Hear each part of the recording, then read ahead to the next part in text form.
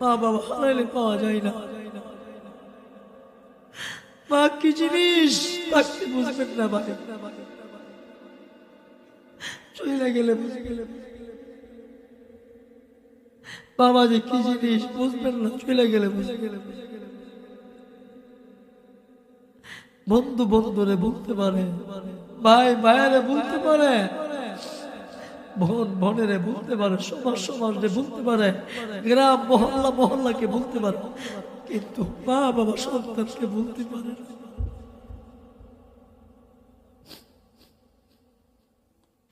এই জন্য আমি আমার ভাইদেরকে বলবো, ভাই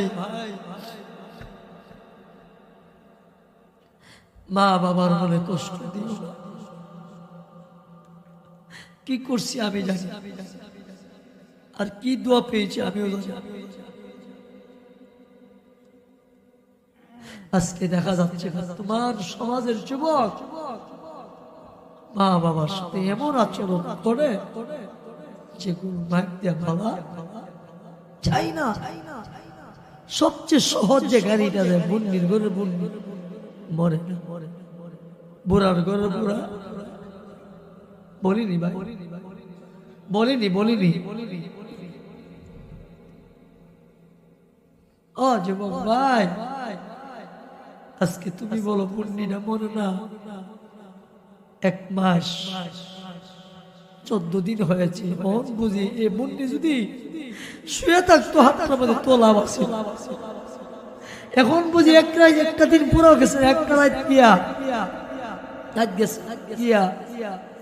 একটা দিন গেছে। এখন বুঝি দিনের ভিতরে বুঝি বাবা যে ঘরটা শুয়ে আসছিল অনেক ভালো ছিল।